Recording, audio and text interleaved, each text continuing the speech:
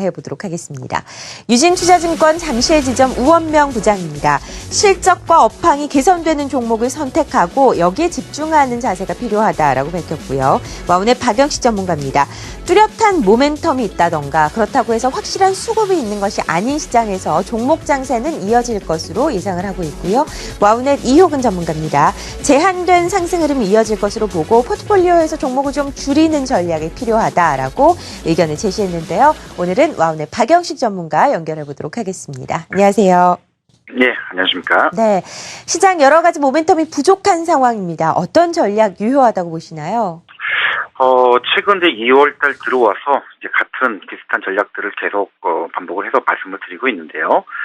지난번 이제 신흥국의 금융위기 이후 단기 좀 출렁거린 그 하락 이후에 만회를 하는 기술적 반등들은 좋지만 여기서 추가적으로 좀 강하게 상승을 할 수 있는 그런 뚜렷한 모멘텀과 수급이 좀 부족한 그런 상황입니다. 최근에 이제 미국과 중국의 이제 경기 둔화 우려가 좀 나왔었고요. 또 국내에도 지금 아직 그 기업들의 실적, 장세에서 실적에 대한 하향 전망들 그리고 여기에 따르는 어떤 충격에 소화하는 그 시간적인 여력이 좀 필요할 것 같은데 당분간 2월 달까지는 이런 장세 흐름이 좀 계속 이어질 것으로 좀 예상이 되고 그런 전략이 필요하다라고 좀 말씀을 드리고 싶습니다. 일단 오늘 옵션 만기일이긴 하지만 큰 충격은 없을 것 같고요. 다만 최근에 이제 코스피 지수도 21선을 올라타긴 했지만은 지난번에 말씀을 드렸듯이 여기서 당장 추가적으로 강하게 올라갈 만한 그런 모멘텀과 좀 수급이 없는 상황들. 따라서 철저하게 지금은 낙폭 과대주나 그다음에 상대적으로 외국인 비중과 그다음에 매물 소화 과정이 좀 겪었던 그리고 낙폭 과대주 중심의 종목들 위주로 접근을 좀 해야 될 것 같은데요.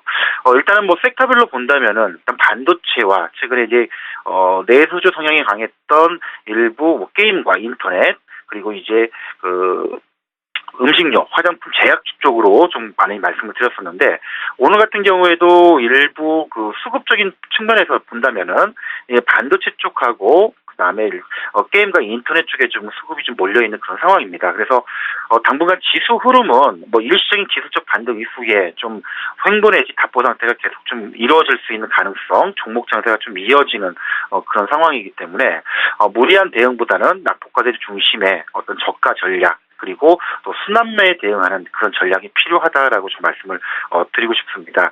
일단 이런 상황들이 좀 이어진다라면은 당분간 추세적인보다는 좀 등락을 거듭하는 그런 흐름들이 좀 이어질 수 있기 때문에 요거를 좀 보시기 바라고요. 일단 관심 섹터로는 일단 반도체와 헬스케어 쪽, 제약, 인터넷 업종을 좀 관심을 좀 두고 싶고요. 관심 종목으로는 이제 하이닉스, 게임빌, 또 내추럴 엔드텍, 또 CJ ENM 등 인터넷과 게임, 그다음에 내수 업종들 그리고 이제 수급이 집중되는 이런 종목 위주로 대응을 좀 하셨으면 좋겠다라고 좀 말씀을 드리고 싶습니다. 이상입니다. 네, 박영식 전문가와 함께 시장에 대한 전략 세워봤습니다. 뚜렷한 모멘텀 없는 장에서는 종목에 집중할 필요가 있다라는 의견 다시 한번 확인할 수가 있었고요. 다른 3명 전문가들의 의견도 지금 만나보겠습니다. 유진투자증권 서초지점 장대진 부장입니다. 기준금리가 동결됐고 옵션 만기에 따른 어느 정도 부담감이 개장 초부터 있었다라는 의견인 거죠. 부진한 흐름이 이어질 수밖에 없는 상황이다라고 얘기를 하셨고요.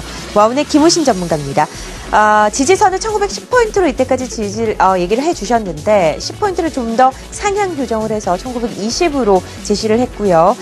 권고 투자 비중은 어제보다 2% 줄어들었습니다. 50%로 제시를 했습니다. SK증권 안산지점 김동엽 부장입니다. 옵션 만기임에도 불구하고 아주 평온하게 지나가고 있다라고 보고 있죠. 게임과 바이오, 내수 업종에 주력을 하자라는 의견은 동일합니다. 자, 오늘은 장대진 서초지점 부장 연결해 보도록 합니다. 안녕하십니까? 예, 안녕하십니까? 네.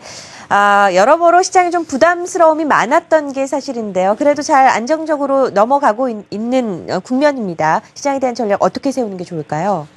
예, 전반적으로 오늘 기준금리가 동결되는 그런 모습을 좀 보였습니다. 아마도 교인금리가 인하가 됐다고 하면은 조금 이제 시장이 모멘텀을 좀 주지 않았을까라는 그런 생각이 드는데요. 아쉽게도 그냥 동결이 됐고요. 그리고 옵션 만기이기 때문에 아마도 적극적인 베팅은 좀 오지 않은 것으로 판단되고 있고요. 오늘 이제 양세를 좀 보였다가 결국 이제 옵션 만기에 대한 부담감으로 지금 계속적으로 이제 거래소 시장이 부진한 그런 흐름을 보이고 있습니다. 그리고 이제 뭐 단기로 본다고 하면은 지난 지수가 1900선이 깨지는 2월 4일이었죠. 2월 4일 날 1885포인트를 찍고 다시 올라오면서 1940 정도까지도 주가가 좀 올라오는 그런 모습이었는데요. 단기로 쉬지 않고 올라다 보니까는 이런 단기 상승에 대한 어떤 피로감이 누적된 게 아닌가라는 생각이 듭니다. 그리고 이런 단기적인 상승에 대한 피로감을 이겨내려고 하면은 매수 주체가 확실하게 있어야 되는데요.